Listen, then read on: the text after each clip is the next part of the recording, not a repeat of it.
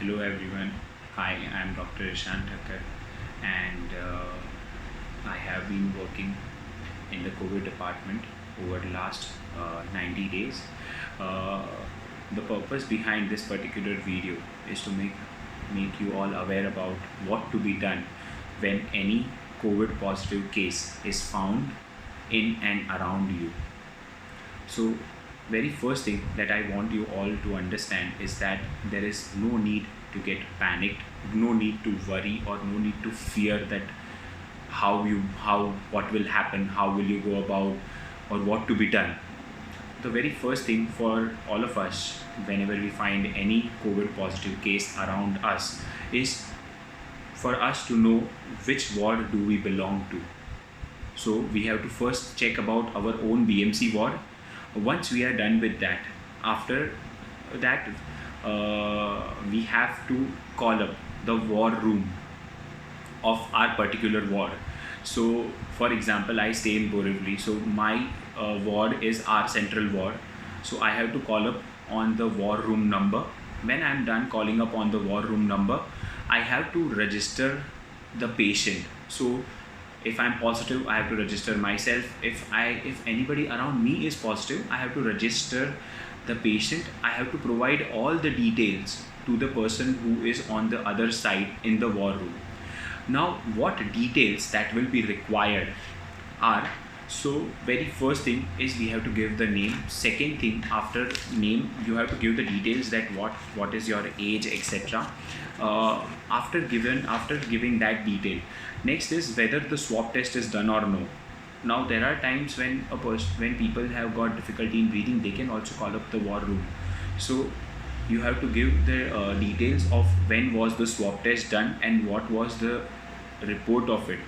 When you are providing the report, on your report there is a particular number, ICMR number is mentioned. So probably the person on the helpline of the war room will ask you about that particular number. You have to provide that number.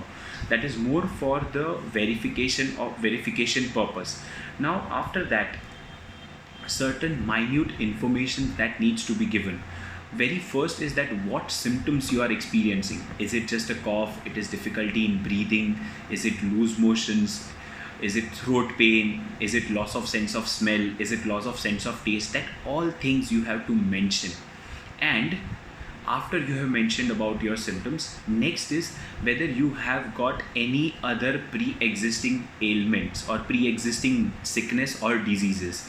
Now pre-existing sickness or disease means whether is there any blood pressure, whether is there any diabetes, there is cholesterol issues, or any other things like asthma, lung disease, or whatever you are taking medicine for.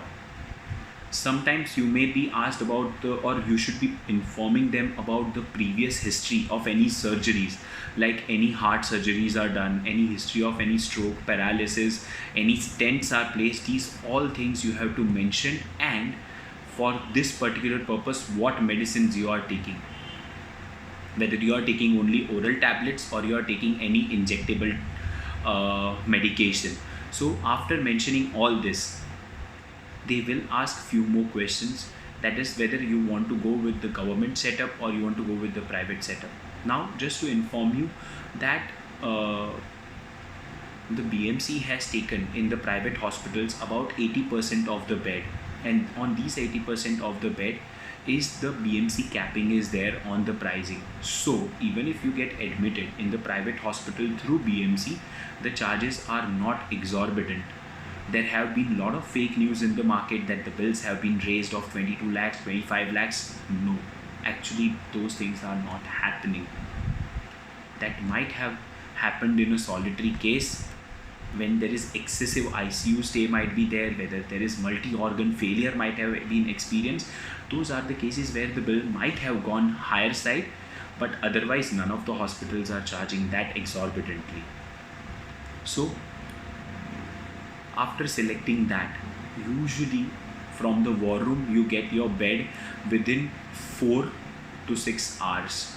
Now only if there is difficulty in breathing, and in case when uh, the doctor who is on war room helpline feels that you may require ICU bed, that is the only condition where there might be slight delay in the bed. Otherwise, the beds are available easily. So there is no need to panic, there is no need to fear, because fear is something that is really resulting in exaggeration of the symptoms. But you need not fear, you need not panic about this particular situation. So again, to summarize this, you have to first freeze which ward you stay in. Second, you call up the war room number. Third, you select whether you want to go with the private setup or you want to go with the government setup. Fourth, you have to give your detailed history of what symptoms you are experiencing. Fifth, what ongoing diseases you already have apart from your current symptoms, and what medication you are taking, whether they are oral medication, they are injectable medication, and at last your swab test was done on which day and which day it had been reported. I hope this eases up your anxiety and this helps you. Thank you.